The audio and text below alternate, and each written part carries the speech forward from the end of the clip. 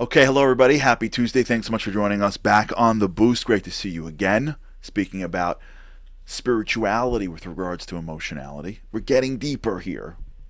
We're circling back, but we're getting deeper.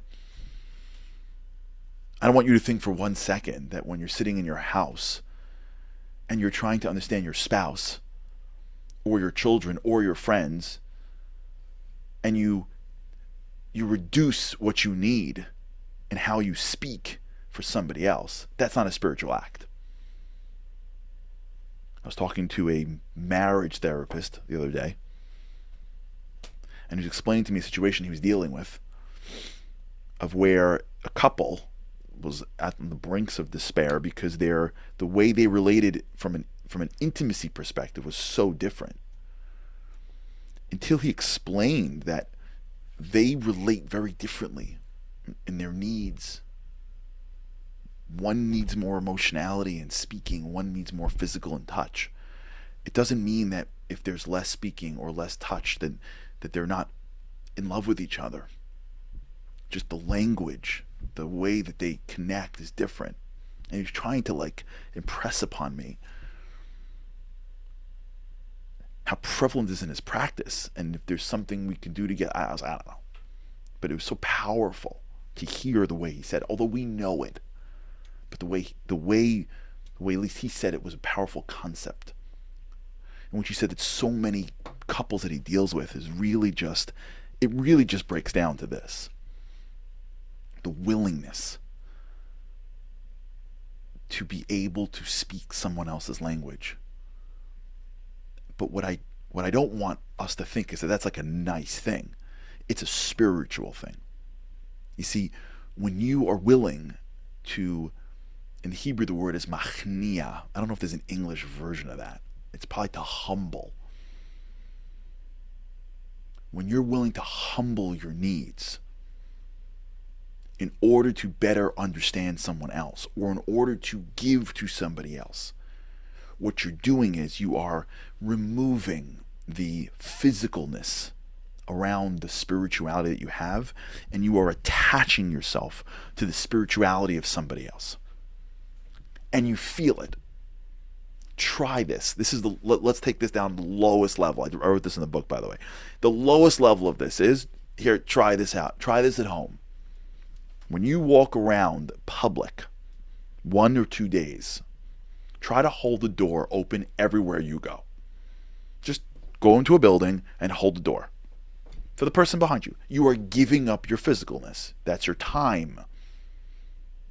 Somebody else is benefiting from it. When they walk through the door, see how you feel. You will feel something that is inarticulate, intangible, but feels amazing. Why? You lost physical. Because picture as if you have a plug, an outlet. Picture you have a plug, and around the plug is a case. That case is your physicality.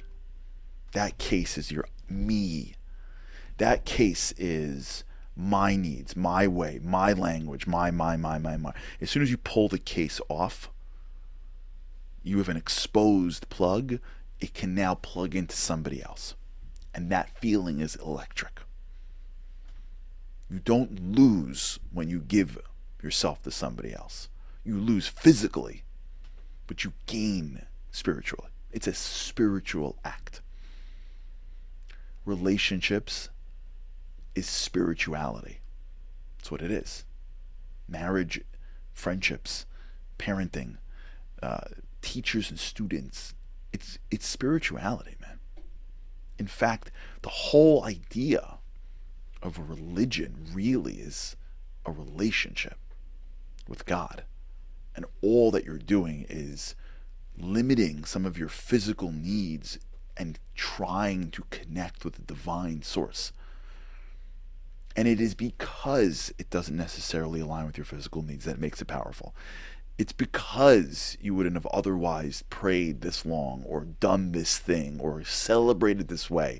That's it. We run away from that. It's the opposite. We should be running towards it. It is the discomfort that we feel physically to a proper normal consent level, I mean. But like the discomfort in growth with regard to spirituality is what makes it valuable. That's what it is. That's what a relationship is. When a guy marries a girl, especially if he marries her young and he's young, like he's not even developed yet. Like most men aren't even developed when they get married. Like they're a work in progress. They got to be like the wife is like still molding them, which could go on for decades. By the way, he has no idea how to deal with a woman, really, and there's no prep for it. I had no clue. I hope I have a better clue now. No clue whatsoever. It's a different species in my house. It's a totally different species.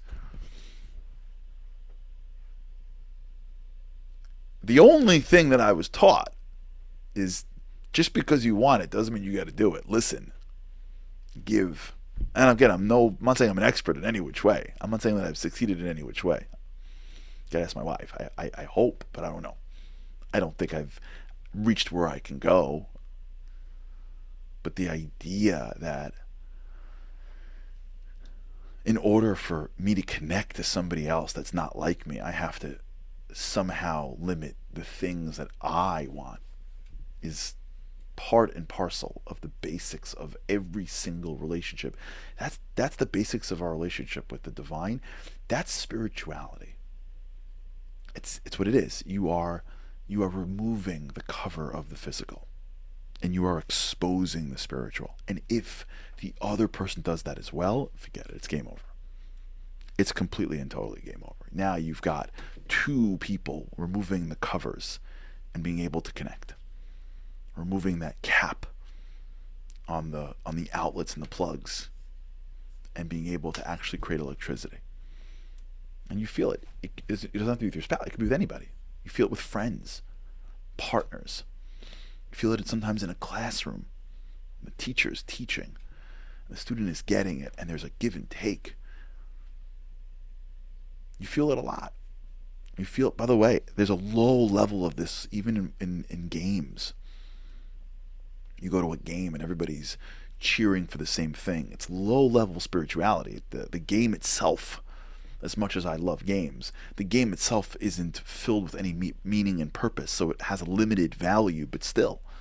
The reason why people will spend all this money and travel all this distance and sit in all this traffic and brave any amount of weather to go to see their favorite team live when they can sit home and save the money and save the traffic and save the weather issues and save the expensive food and watch the game on their television set is because they want to feel what it feels like to be with other. It's a spiritual experience. Again, it's not a high spiritual experience. But me and you, if we're just framed this way, could actually walk around and have incredible spiritual experiences all the time. If our frame is in what I could be giving and not what I could be getting. Now you got to do it with common sense. And the person has to be worthy of it. But that's the equation. That's the calculation. When I'm willing to forego what I want for you, I have now removed a piece of the physicalness that has blocked me from you because I'm a body and you're a body. Or a mind, and I'm a mind. And as I pull away at what I want, I pull away at the thing that controls me for you. And you do the same for me. Even if you don't, but especially if you do. And now we are connecting at a deeper level. And it feels that way. And you're now living a much deeper life without having to go to some mountaintop somewhere. Just by living your life in a way that's more focused on the spiritual and the physical in every single interaction. And this doesn't have to, it could be by smiling at somebody, really. It's the intention of, I don't want to smile now, I'm tired. And you're the train conductor. You're just clipping my ticket on the train. I don't even know you, but I am going to say a couple of words to make you feel good, just so that you feel good.